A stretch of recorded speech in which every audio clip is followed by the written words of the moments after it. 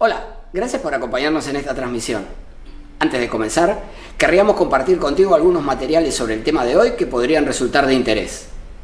En el chat te vamos a dejar los enlaces. Primera llamada.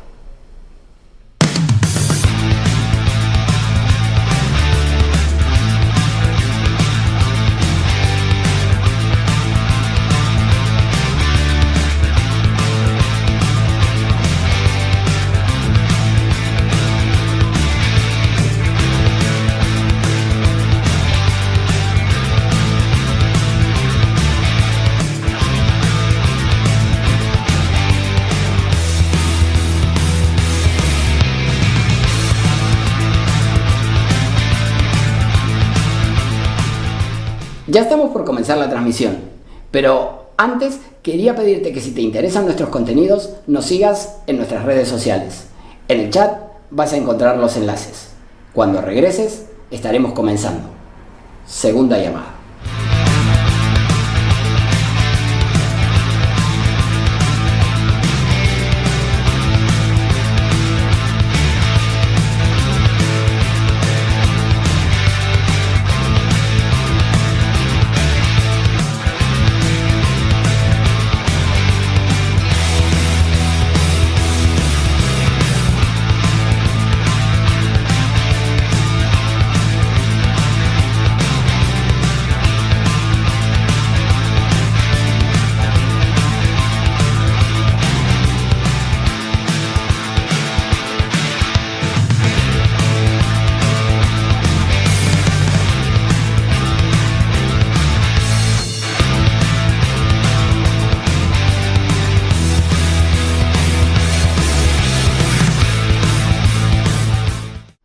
Esta es la tercera llamada. Comencemos de una vez.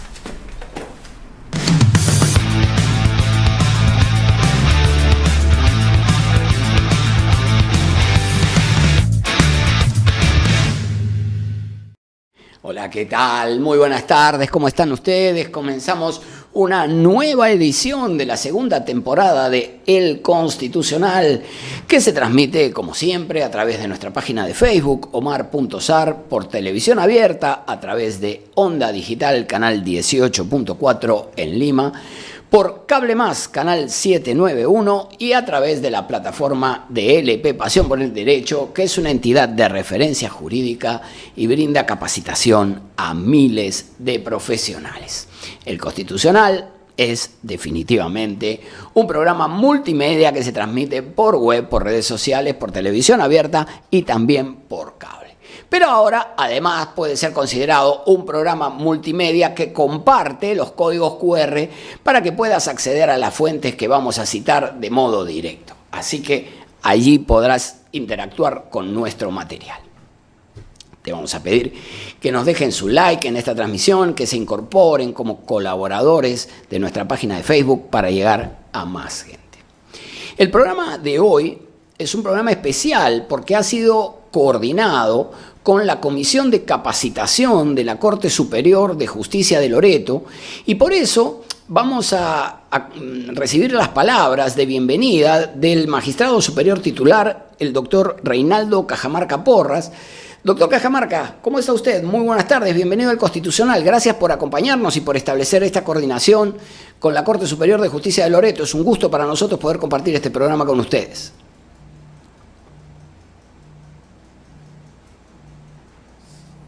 A ver, tenemos un pequeño inconveniente, no nos recibe.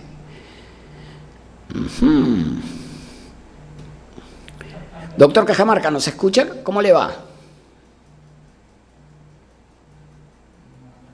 No nos escucha. A ver, vamos a tratar. Ahora sí. Nuestro reconocimiento y agradecimiento.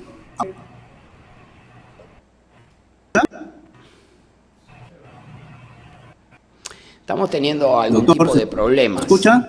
A ver.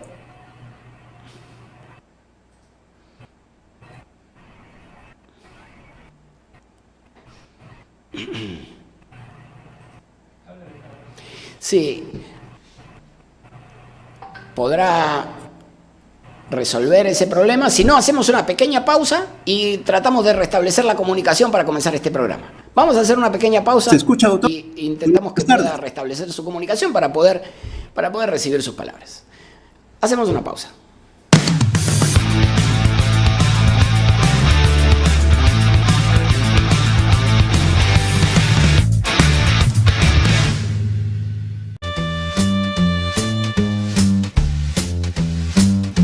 Amigos, los invitamos a Contraste en Onda Digital Perú todos los lunes de 8 a 10 de la noche a revisar los acontecimientos de la semana. Les pondremos los cuadros, los analizaremos con nuestros invitados y con Marcos y con Electo.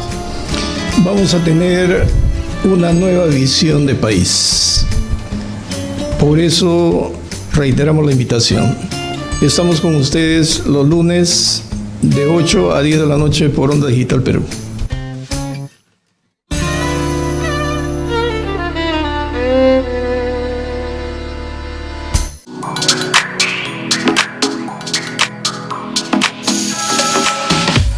Hola, soy Adelaida Noriega Cabrera. Recuerda que tienes una cita íntima conmigo, pero ahora en un nuevo horario, los días lunes de 7 a 8 y los jueves de 8 a 9 de la noche. Déjame tus inquietudes, tus preguntas al WhatsApp 9999-03150. No te olvides, tenemos una cita íntima.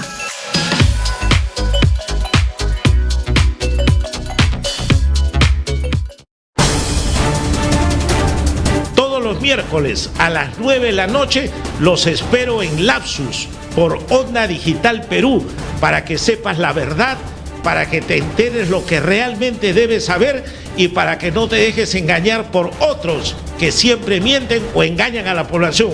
Lapsus, Onda Digital Perú, miércoles 9 de la noche.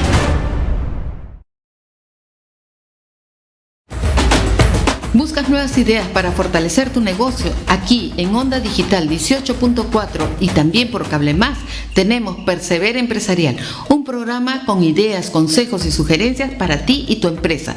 No te lo pierdas, martes 9 de la noche, Onda Digital 18.4. Te invitamos.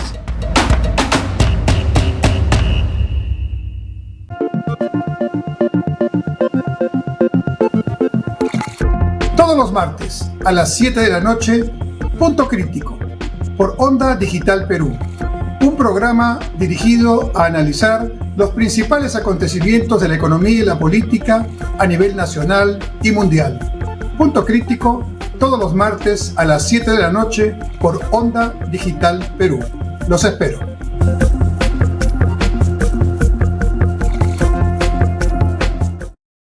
Algunas veces es formal, otras es más casual, a veces es pícaro, pero siempre muy entretenido.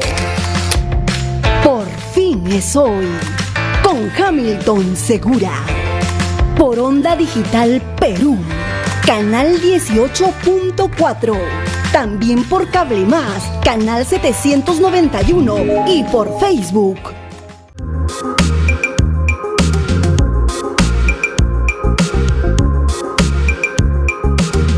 Hola, soy la doctora Mariela Guerra, médico experta en salud mental. Y justamente pensando en tu mente es que todos los miércoles a las 8 de la noche estaremos desarrollando un programa que resolverá tus dudas, tus preguntas relacionadas a los diferentes tipos de problemas de la salud mental. Aquí en Onda Digital Perú, señal abierta 18.4, Cable Más 791. Puedes seguirnos en Instagram, Facebook, YouTube. Recuerda, todos los miércoles a las 8 de la noche tienes una cita con nosotros.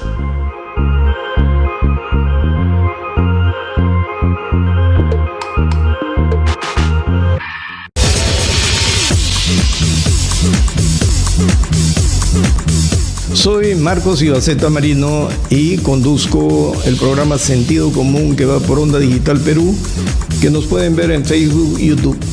Les invitamos a seguirnos porque en nuestro programa planteamos las cosas, hacemos análisis con un lenguaje transparente, muy directo, muy preciso, sin subterfugios, porque ya es tiempo de hablar en el Perú no a media voz, como decía González Prada, sino hay que decir las cosas por su nombre. Los invitamos todos los jueves a las 21 horas.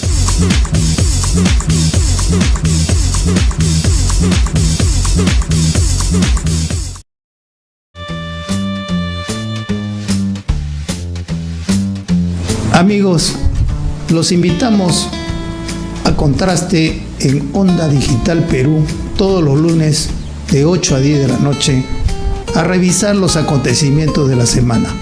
Les pondré unos cuadros, analizaremos con nuestros invitados y con Marcos y con Electo.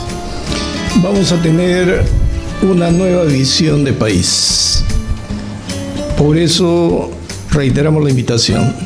Estamos con ustedes los lunes de 8 a 10 de la noche por Onda Digital Perú.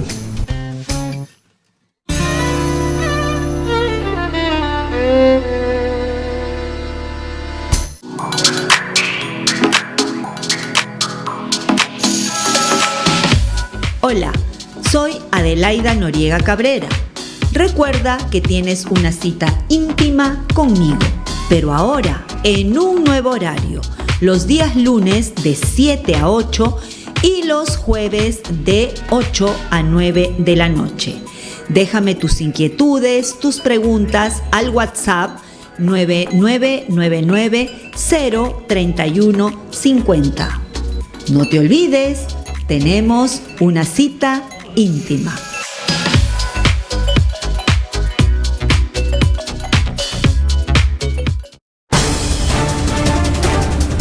Los miércoles a las 9 de la noche los espero en Lapsus por Onda Digital Perú para que sepas la verdad, para que te enteres lo que realmente debes saber y para que no te dejes engañar por otros que siempre mienten o engañan a la población. Lapsus, Onda Digital Perú, miércoles 9 de la noche.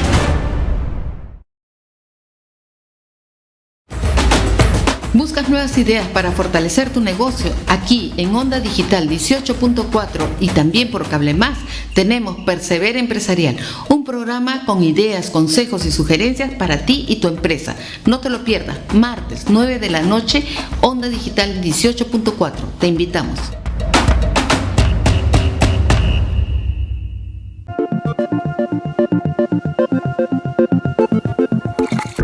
Todos los martes a las 7 de la noche, Punto Crítico, por Onda Digital Perú. Un programa dirigido a analizar los principales acontecimientos de la economía y la política a nivel nacional y mundial. Punto Crítico, todos los martes a las 7 de la noche por Onda Digital Perú. Los espero.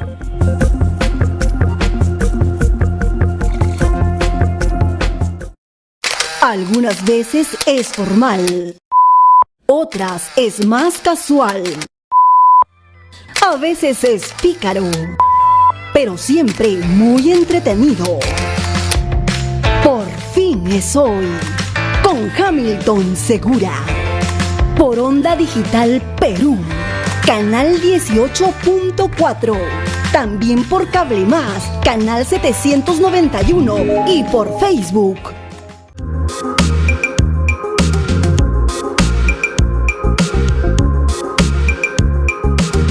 Hola, soy la doctora Mariela Guerra, médico experta en salud mental. Y justamente pensando en tu mente es que todos los miércoles a las 8 de la noche estaremos desarrollando un programa que resolverá tus dudas, tus preguntas relacionadas a los diferentes tipos de problemas de la salud mental. Aquí en Onda Digital Perú, señal abierta 18.4, Cable Más 791.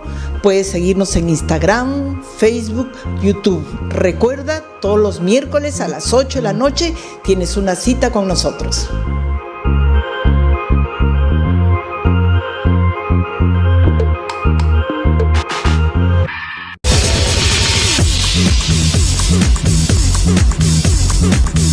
Soy Marcos Ibaceta Marino y conduzco el programa Sentido Común que va por Onda Digital Perú, que nos pueden ver en Facebook y YouTube.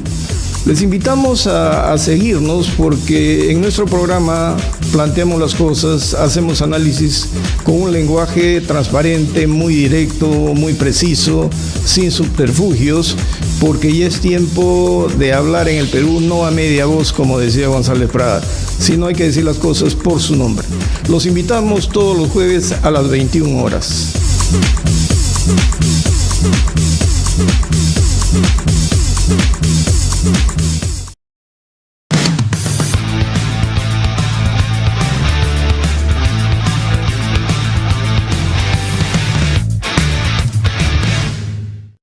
Muy bien, después de tener algunas dificultades técnicas, le pedimos mil disculpas, le pido disculpas al doctor Cajamarca, le doy la bienvenida al Constitucional y le decía que es un honor para nosotros poder coordinar nuestro programa y las actividades académicas con los magistrados de la Corte Superior de Justicia de Loreto. Doctor Cajamarca, ¿cómo está usted? Bienvenido al Constitucional.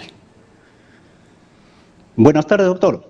En efecto, la Corte Superior de Justicia de Loreto, a través de su página Google Meet y el Facebook, está transmitiendo el programa que se va a desarrollar el día de hoy. En efecto, a nombre de la Comisión de Capacitación de Magistrados y Servidores de Loreto, le agradecemos por su gentil colaboración y sobre todo de un tema muy importante, cuál es el amparo ambiental, un tema muy controversial, y seguramente surgirán una serie de interrogantes, ¿no?, para saber, por ejemplo, cuál es el contenido constitucional del amparo ambiental, y sobre todo por qué o qué características propias, a diferencia de los amparos que se defiende fundamentalmente un interés individual, pero en el caso ya del amparo ambiental son intereses difusos, colectivos, ¿no? Y también cómo se condice, ¿no?, una economía social de mercado frente a un ambiente equilibrado, un ambiente sano, en protección sobre todo de la persona humana y de la colectividad. En fin, son temas controversiales y desde ya, doctor, estamos nosotros ávidos de escuchar su ponencia de un tema, como reitero, que ha sido solicitado por una cantidad de servidores, así también de magistrados.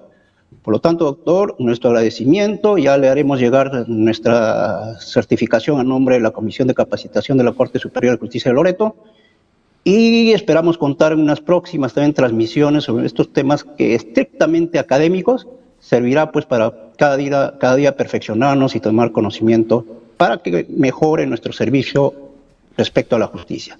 Gracias, doctor, gracias. Y estamos para escucharlo. Gracias. Muchas gracias, doctor Cajamarca, le agradezco mucho. Nosotros observamos con gran entusiasmo la preocupación académica por el debate, por el análisis de los temas constitucionales y de los temas procesales constitucionales que ha demostrado permanentemente el área de capacitación de la Corte Superior de Justicia de Cajamarca. Les agradecemos mucho por acompañarnos. Y ahora sí, claro, vamos a comenzar el desarrollo de nuestro tema propiamente. Vamos a ver, comenzaremos señalando que existe, sin ningún lugar a duda, un derecho fundamental a gozar de un medio ambiente equilibrado y adecuado para el desarrollo de la vida. Y digo que es un derecho fundamental porque además está expresamente enunciado en el inciso 22 del artículo 2, junto con la paz, la tranquilidad, el disfrute del tiempo libre y el descanso. Efectivamente, el desarrollo del proyecto de vida y el respeto de la dignidad de la persona solo pueden ser considerados horizontes posibles, realizables, en el contexto del efectivo respeto del ambiente. En un programa anterior de El Constitucional, cuyo QR están viendo aquí a mi lado, se desarrolló el contenido de la Constitución Ambiental y se destacó que el medio ambiente no solo constituye un derecho subjetivo de toda persona, sino que además debe ser considerado como un bien público esencial. Efectivamente, existe regulación constitucional de lo concerniente a los recursos naturales, la política ambiental, la conservación de la diversidad biológica y las áreas naturales protegidas. Y naturalmente estos temas son sensibles y son de preocupación en la Amazonía. Por eso mismo este tema tenía mucho sentido plantear las novedades que impone el Código Procesal Constitucional, la jurisprudencia del Tribunal Constitucional sobre estos problemas, sobre estos asuntos. La Constitución establece en el artículo 66 que los recursos naturales, renovables y no renovables son patrimonio de la nación y que el Estado es soberano en su aprovechamiento.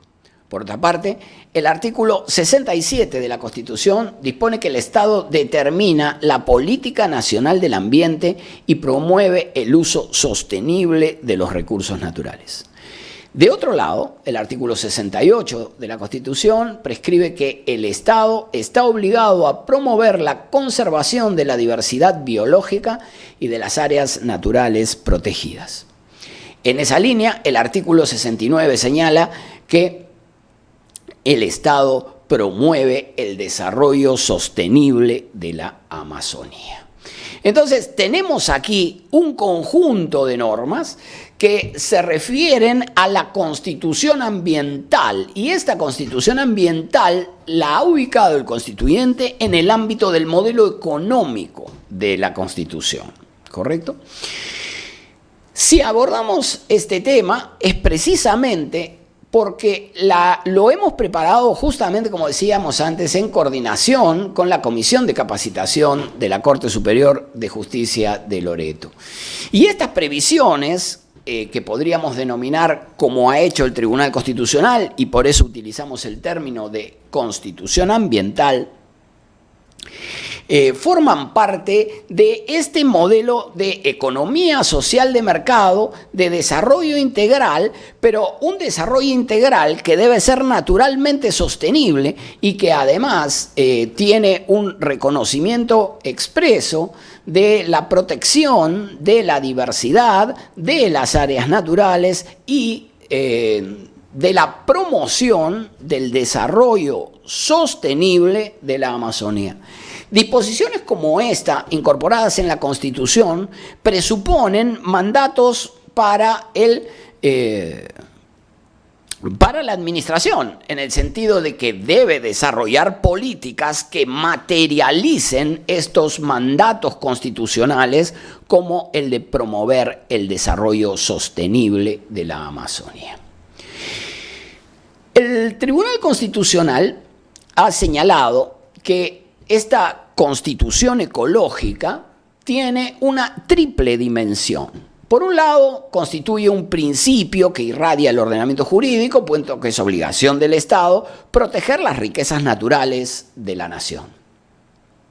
Por otro lado, como derecho de todas las personas a gozar de un ambiente sano, el derecho constitucional vendría a constituir un derecho constitucional que es exigible por diversas vías judiciales. Y naturalmente también por la del amparo. Como conjunto también puede ser leído en una tercera dimensión como conjunto de obligaciones impuestas a las autoridades y a los particulares en su calidad de contribuyentes sociales. Justamente decíamos que hay una responsabilidad de los órganos del Estado en el desarrollo de las políticas ambientales y por otra parte también hay un desarrollo un deber de garantizar la integridad del patrimonio natural por parte de las comunidades, las personas y las empresas que realizan, particularmente cuando realizan actividades extractivas, ¿no?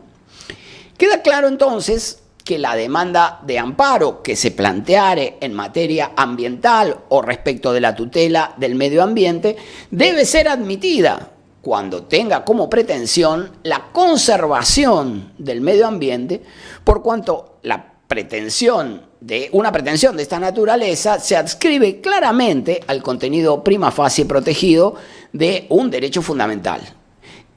Por cierto, expresamente enumerado en la Constitución. Y como ustedes saben, el artículo 7.1 del Código Procesal Constitucional impone el deber de que esta adscripción sea una adscripción directa, ¿correcto? Entonces, tiene que referirse la demanda de modo directo al contenido constitucionalmente protegido de este derecho, entre otros.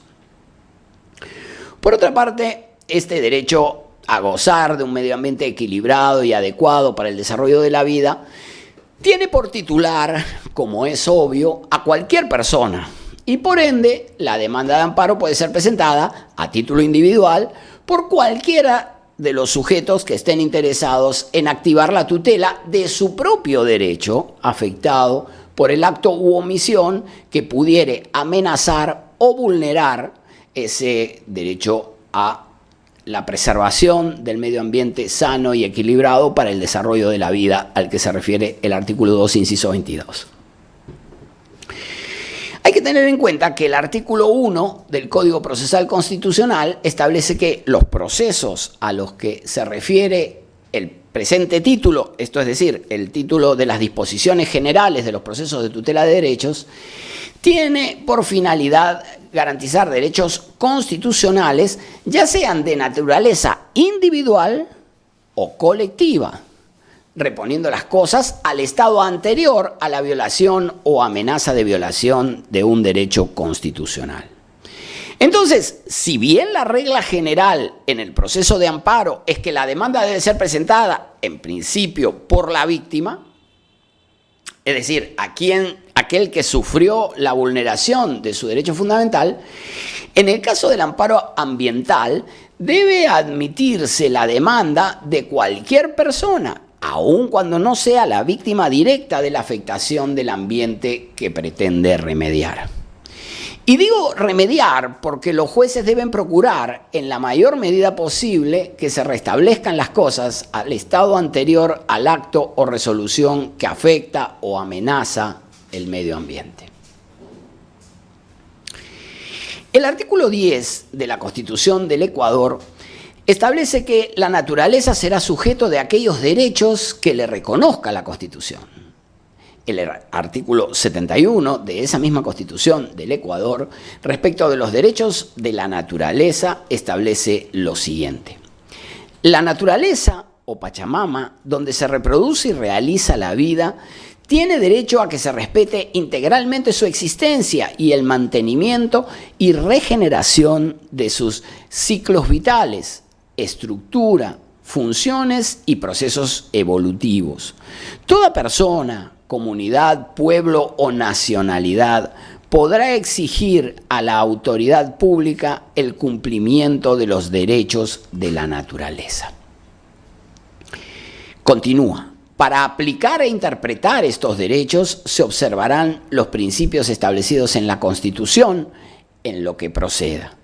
El Estado incentivará a las personas naturales y jurídicas y a los colectivos para que protejan la naturaleza y promoverá el respeto de todos los elementos que forman un ecosistema. A ver, desde la perspectiva retórica suena bien, está muy bien redactado. Ahora bien, desde la perspectiva del contenido de la disposición constitucional, me permito disentir en cuanto a la incorporación de una disposición de esta naturaleza. Discrepo del criterio que plantea el constituyente vecino, por cuanto creo que la fundamentalidad de los derechos deriva de la persona humana y por ende creo que la naturaleza por sí misma no puede titularizar derechos, es decir, la naturaleza es un elemento esencial para la vida del hombre, cuya vida digna solo puede desarrollarse en el ámbito de un medio ambiente sano y equilibrado. Y naturalmente que no desconozco la especial relación que tienen las comunidades campesinas, particularmente las comunidades campesinas y nativas, con el entorno natural. ¿Correcto? Una relación que no es solo de abastecimiento de bienes, sino una relación mucho más íntima y personal referida a su cosmovisión general. ¿Correcto? Pero sin embargo, sí creo que no existe un derecho de la naturaleza más allá o diferente de la persona humana. Creo que es la naturaleza en función del principio de dignidad de la persona humana. Ahora bien, desde la perspectiva procesal, el artículo 40 del código derogado, el código anterior, establecía que puede interponer demanda de amparo cualquier persona cuando se trate de amenaza o violación del derecho al medio ambiente u otros derechos difusos que gocen de reconocimiento constitucional, así como las entidades sin fines de lucro cuyo objeto sea la defensa de los referidos derechos. El nuevo código no reprodujo esta disposición, pero entiendo que el amparo ambiental sigue resultando claramente procedente, y ello por dos razones. La primera es una razón de orden constitucional, ya que la norma fundamental, la propia Constitución, establece que mediante el amparo se tutelan todos los derechos fundamentales cuya protección no tramita por la vía del habeas corpus ni por la del habeas data, y toda vez que la protección del medio ambiente sano y equilibrado para el desarrollo de la vida, expresamente enumerado en el inciso 22 del artículo 2, no se encuentra ni relacionado con la libertad personal, ni relacionado con el derecho a la autodeterminación informativa o el acceso a la información pública, en consecuencia es tutelado por la vía del amparo y por lo tanto debe inferírselo de esta manera, aun cuando la norma procesal no tenga, la vigente, no tenga una disposición como la anterior que hacía expresa referencia al amparo ambiental. ¿No? Se refería a la violación, cualquier persona puede interponer la demanda frente a la violación del derecho al medio ambiente. Pero sin embargo, hay que tener en cuenta lo que dijimos respecto del artículo 1, donde ya señalamos que puede interponerse la demanda de amparo frente a la violación de derechos de carácter colectivo, como por ejemplo el derecho a gozar de un medio ambiente sano y equilibrado. Esta es una razón de orden constitucional. Por otro lado, el Código, en el artículo 1 que acabamos de citar, reconoce esta procedencia del amparo colectivo. Entonces tenemos una razón constitucional, el derecho a la, de acuerdo con el artículo 200, inciso segundo, el derecho al medio ambiente se tutela por la vía del amparo, y por otro lado, esa procedencia del amparo también está en el ámbito del Código Procesal Constitucional respecto de derechos colectivos. Por otra parte, para presentar la demanda de amparo, no se requiere que se haya consumado el daño al medio ambiente. Basta con que exista una amenaza, que entiendo debe ser cierta y de inminente realización, aun cuando el Código Procesal Constitucional haya dejado de incorporar estos requisitos expresamente, como se encontraban en la versión anterior, en el artículo 2 del Código Procesal Constitucional anterior. Y además, esta procedencia frente a la amenaza de vulneración es una situación que también deriva de la Constitución. El artículo 2 dice: el amparo procede por vulneración o amenaza, es decir, no se requiere esperar a que se consume la afectación del medio ambiente para admitir la demanda de amparo, por cuanto el amparo procede también frente a la amenaza de vulneración, que tiene que tener una cierta entidad. Por mi parte, creo que no basta con amenazas conjeturales, noticias periodísticas o supuestas afectaciones que podrían eventualmente ocurrir en un futuro distante. Debe tratarse de un riesgo actual y evidentemente serio que ponga en riesgo el derecho fundamental identificado, es decir, el de gozar de un medio ambiente sano y equilibrado. Por otra parte, se debe tener en cuenta que la demanda de amparo debe ser interpuesta dentro de los 60 días de producida la afectación del derecho. Si se presenta después de ese plazo, la demanda de amparo será declarada improcedente por el mandato del artículo 7.7 del Código Procesal Constitucional. Como ustedes saben, esta disposición establece que en los procesos de tutela de derechos, específicamente en el amparo, el habeas data y el proceso de cumplimiento con exclusión del habeas corpus, la demanda debe ser interpuesta dentro del plazo de prescripción. Y el plazo de prescripción, en el caso del amparo, para la tutela del medio ambiente, es de 60 días. Digo esto porque en el caso de las resoluciones judiciales, cuando se cuestionan resoluciones judiciales por la vía del amparo, como ya hemos señalado en clases anteriores, la demanda debe ser presentada primero ante la sala y segundo,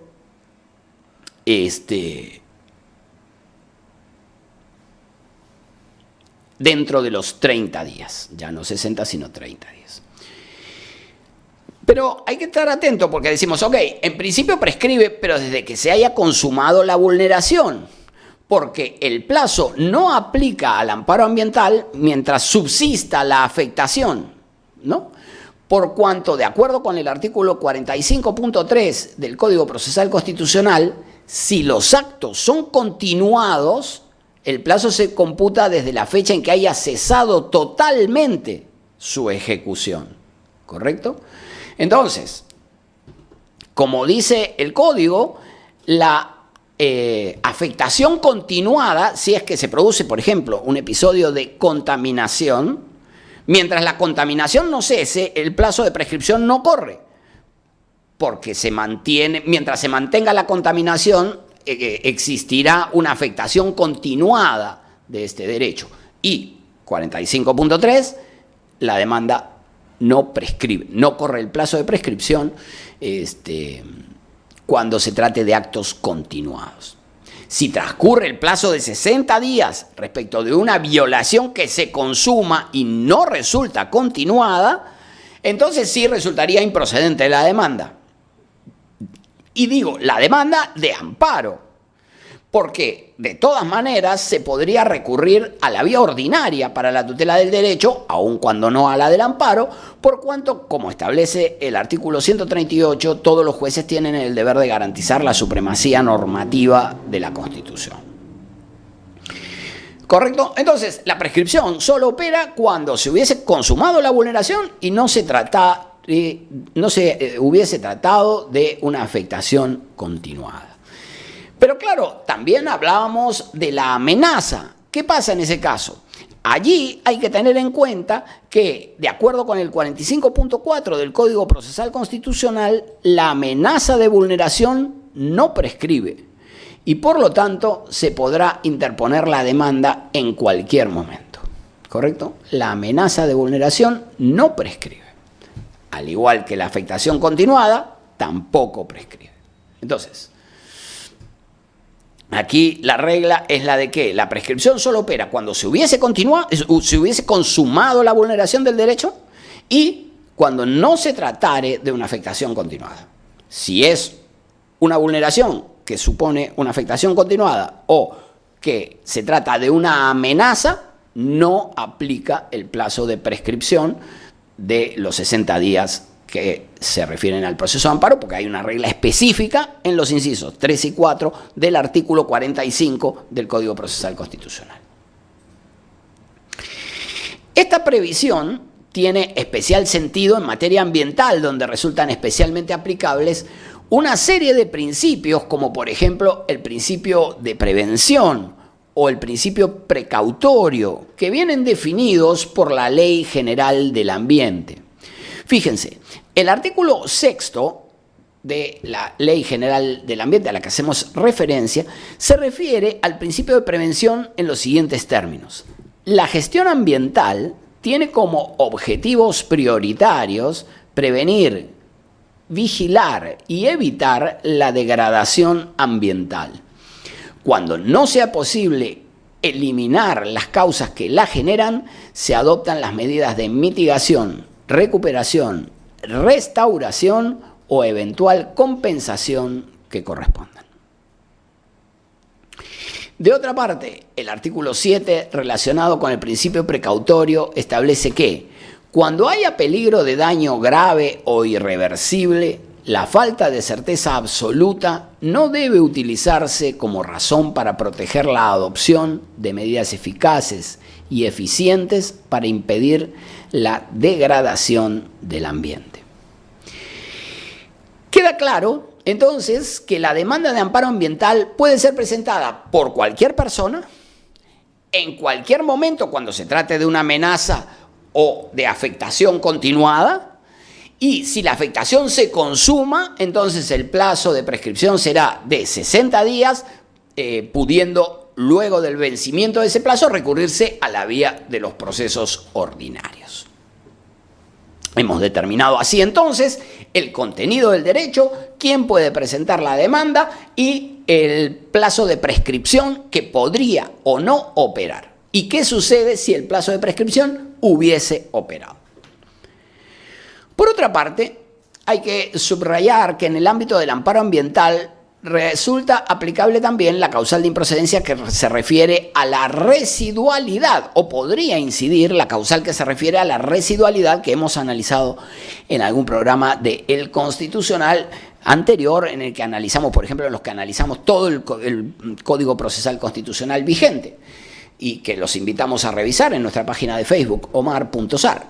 Sin embargo, el reconocimiento de la vía ordinaria como una igualmente satisfactoria que la del amparo deberá demostrar que resulta adecuada desde la perspectiva objetiva, pero sobre todo, y tal vez más que eso, hay que tener en cuenta que deberá admitirse el amparo si existe riesgo de sustracción de la materia porque la agresión se pudiera tornar irreparable, o en aquellos casos en que se trate de una afectación o amenaza que resulte especialmente grave. Hay que tener atención a esta previsión que contiene el precedente El Gorríos, porque no basta con que la vía ordinaria sea desde la perspectiva teórica y desde la perspectiva formal, sea igualmente satisfactoria. Se requiere además que no exista riesgo de sustracción de la materia o una afectación que pudiera considerarse, una afectación fundamental que pudiera considerarse especialmente grave. Podemos concluir entonces que los jueces, antes de declarar que la vía ordinaria resulta igualmente satisfactoria que la del amparo, deben tomar en cuenta especialmente el riesgo de sustracción de la materia y la afectación, es decir, que la afectación, cuando digo afectación, riesgo de sustracción de la materia, me refiero a la posibilidad de que se torne irreparable, ¿correcto?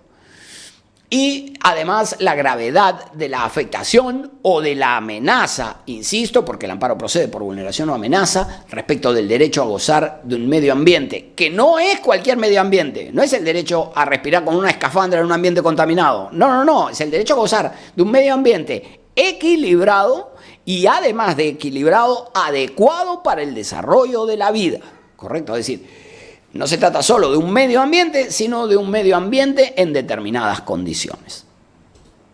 Si la vulneración o amenaza se deriva de un procedimiento administrativo, en principio debería agotarse la vía administrativa, de acuerdo con lo que establece el Código Procesal Constitucional. Pero, sin embargo, hay que tomar en cuenta que este requisito de agotamiento tiene excepciones, como por ejemplo, cuando una resolución que no sea la última en la vía administrativa es ejecutada antes de vencerse el plazo para que quede consentida, o cuando por el agotamiento de la vía previa la agresión pudiera convertirse en irreparable, acá igual que en la residualidad, ¿no? O de acuerdo con el inciso cuarto, cuando no se resuelva la vía previa en los plazos fijados para su resolución, porque digamos, si dependiera el agotamiento de la vía previa y no hubiera que atender al plazo, pues entonces bastaría con que la administración se siente sobre los expedientes administrativos, nunca los resuelva y nunca procedería al amparo porque nunca se agotará la vía previa, ¿correcto? Entonces, hay que tomar en cuenta, por un lado, el deber de agotamiento de los recursos naturales, de los recursos de la vía administrativa que pudiera existir respecto de un caso particular en el que exista una vulneración o amenaza del derecho al medio ambiente. Por otra parte, también hay que estar atentos a la pretensión del demandante, pues si lo que pretende es que cese una agresión o amenaza respecto del derecho a gozar de un medio ambiente equilibrado y adecuado para el desarrollo de la vida, entonces la vía constitucional adecuada es la del proceso de amparo. Hay que añadir que el Tribunal Constitucional, en el expediente 9/2018, cuyo código QR compartimos, ha reconocido el derecho a la protesta y sostuvo que las protestas, evidentemente pueden tener como motivos aquellos de carácter ambiental. Y por lo tanto, también procede el amparo para la tutela de este derecho fundamental, siempre que en las aludidas manifestaciones se respeten las normas aplicables, es decir, que no se realicen con armas, que no existan hechos de violencia. En todo caso, hemos desarrollado alguna clase anterior sobre el derecho a la protesta y en esta sentencia, cuyo enlace tienen aquí, pueden acceder directamente a ella, van a ver que el tribunal ha desarrollado cuáles son sus límites, cuáles son las condiciones de ejercicio de este derecho fundamental que allí identifica. Por otra parte, el Tribunal Constitucional, también en su jurisprudencia, señala que las demandas sociales respecto del desarrollo de las políticas ambientales puede dar marco a protestas, naturalmente, lo que supone el ejercicio también de un derecho fundamental. Una situación particular se presenta en el caso de las demandas y protestas desarrolladas por comunidades campesinas o nativas, ¿verdad? Frente a actividades extractivas como la minería, la extracción de hidrocarburos u otras por el estilo, cuando existen amenazas para ecosistemas vulnerables, ríos, cursos de agua, tierras agrícolas, etc. Estas comunidades cuya identidad étnica y cultural debe ser protegida, tienen una relación que ya advertíamos antes, especialmente intensa con el medio ambiente. Y esta relación que ha sido analizada por el Tribunal Constitucional, por ejemplo, en el caso Cordillera de Escalera, que compartíamos hoy más temprano en nuestra página de Facebook, y también se encuentra reconocido en el convenio 169 de la OIT.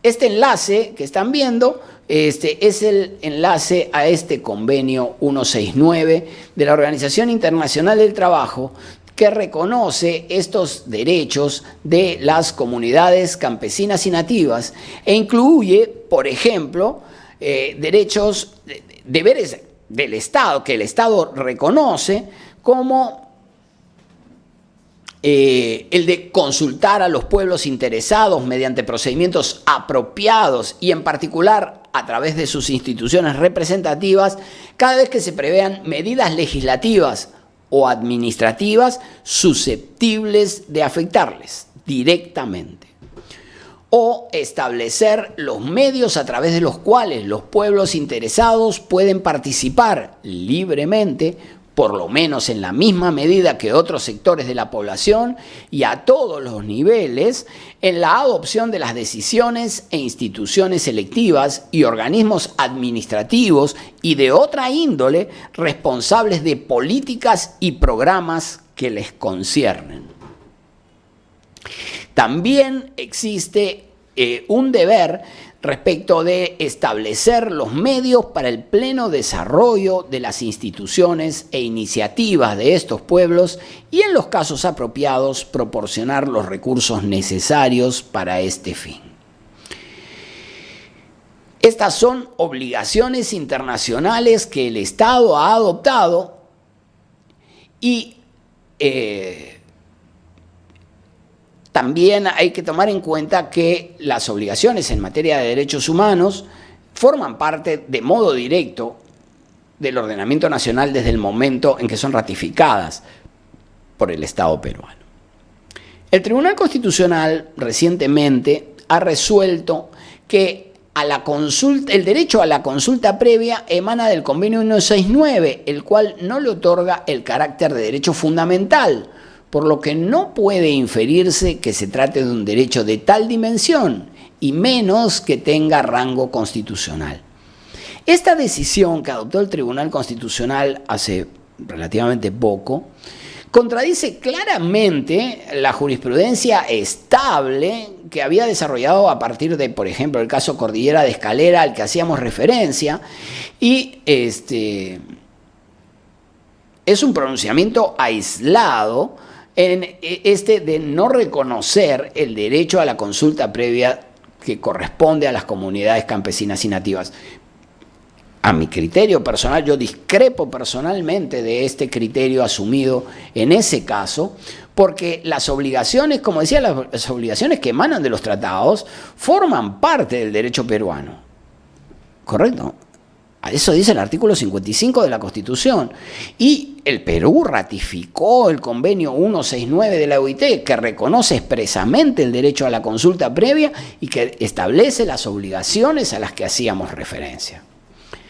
Hay que recordar además que el artículo 6.1 de este convenio 169 establece que al aplicar las disposiciones del presente convenio, al aplicarlas, los gobiernos deberán consultar a los pueblos interesados mediante procedimientos adecuados y en particular a través de sus instituciones representativas cada vez que se prevean medidas legislativas o administrativas susceptibles de afectarles directamente.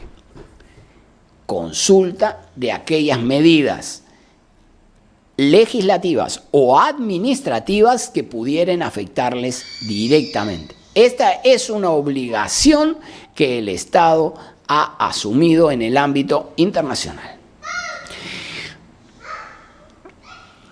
La decisión que comentábamos, adoptada por el Pleno que ha sido reemplazado hace pocos días, acá contradice, como decíamos, lo desarrollado. Además, en un caso donde el tribunal analizó específicamente el tema de la consulta previa, que es el caso Tuanama. En Tuanama, el Tribunal Constitucional dijo lo siguiente, presten atención: se ha buscado afianzar el valor constitucional del derecho a la consulta de los pueblos indígenas, lo cual atraviesa, por afirmar, el conjunto de garantías que exige su condición de derecho fundamental específico, derivado de su reconocimiento en un tratado con rango constitucional, como el convenio 169 de la OIT. El tribunal ha sostenido que el derecho a la consulta, como todo derecho constitucional, tiene un ámbito protegido, y este ámbito protegido del derecho a la consulta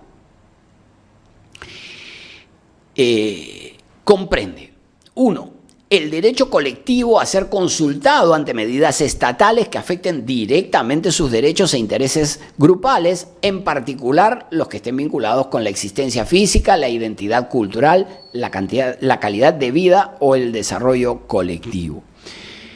Por otra parte, el derecho a la consulta, a que la consulta se realice, de manera previa y bajo la observancia de los principios de buena fe, flexibilidad, transparencia, respeto e interculturalidad. Y también, tercero, el derecho a que se cumplan los acuerdos arribados en el proceso de consulta, encontrándose excluido de este programa normativo del derecho a la consulta lo que coloquialmente se ha venido a denominar derecho al veto. Efectivamente, existe un deber de consultar, pero esta decisión, si resultare negativa, no supone necesariamente un impedimento para el desarrollo de la política pública, que deberá justificar las razones por las cuales requiere, de todas maneras, llevarla a cabo. A ver, el derecho a la consulta no es un derecho individual, es un derecho colectivo que se reconoce a los pueblos, especificados en el numeral 1.1 del convenio 169, y requiere de procedimientos adecuados a través de las instituciones representativas de los pueblos indígenas, siendo constitucionalmente obligatorio cada vez que el Estado prevea medidas legislativas o administrativas susceptibles de afectarles directamente, como decíamos recién. Pues bien, existe esta normativa. Se aprobó la ley de consulta previa a los pueblos indígenas, la ley 29.785, y también se encuentra vigente su reglamento, el Decreto Supremo 1/2012, ¿correcto? Estas normas regulan este procedimiento que debe existir y el artículo 1.5 de este reglamento de la ley establece que el resultado del proceso de consulta no es vinculante, obviamente salvo en aquellos aspectos en que hubiere acuerdo entre las partes. Obviamente, si todos estuvieran de acuerdo en un aspecto, esto sí resulta vinculante. Si hubiere desacuerdo, el resultado no es vinculante. Naturalmente que sobre esto existe una enorme e intensa discusión. Por último, señalaremos que si lo que se pretende es que determinados organismos públicos cumplan con sus deberes legalmente impuestos respecto de las tareas de mitigación del impacto o de la fiscalización del desarrollo de actividades que puedan amenazar o afectar el derecho al medio ambiente, entonces la vía adecuada ya no sería propiamente la del proceso de amparo, sino la del proceso de cumplimiento.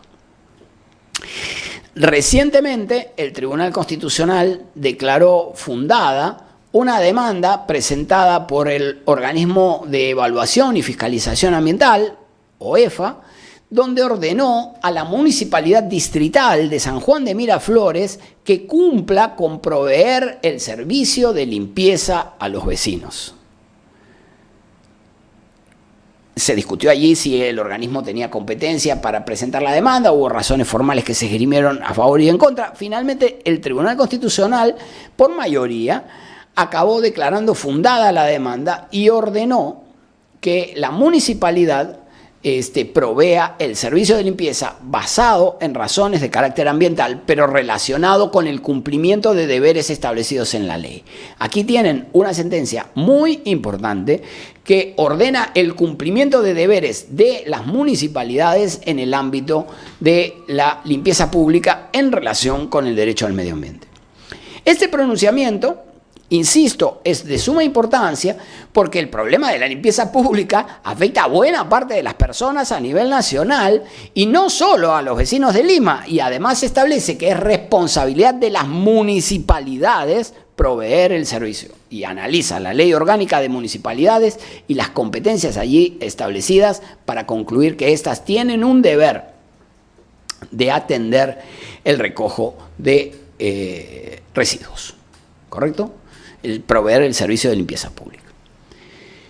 Existen, por cierto, muchos otros aspectos que podríamos tratar en este programa, pero hemos llegado a la hora de concluirlo. Analizamos la Constitución ecológica, la regulación actual de aspectos más importantes del amparo para la tutela de este derecho y además también el alcance de la consulta previa, los vaivenes que ha enfrentado la jurisprudencia del Tribunal Constitucional y también este tema de la vía del proceso de cumplimiento cuando existen mandatos legales que ordenan a autoridades adoptar medidas como en este caso, relacionado con la recolección de residuos o previamente en el expediente de 2002-2006 respecto de las medidas para la descontaminación en la ciudad de La Oroya. Cuando existe un mandato legal, entonces la vía adecuada es la del proceso de cumplimiento, pues lo que se pretende por esta vía procesal es exigir que el órgano cumpla con un deber material omitido. Por otra parte, y con esto vamos a terminar, queríamos recordar que nuestros colegas de la Corte Superior de Justicia de Loreto van a colgar el link para el otorgamiento de los certificados digitales en su página de la Corte Superior de Justicia de Loreto. Lo van a encontrar de esta manera en Facebook para aquellos que estén interesados. Así que allí pueden ver el tema de la acreditación.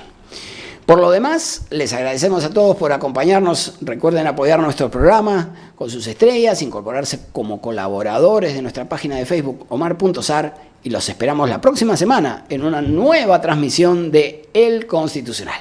Muchas gracias. Ya nos vemos.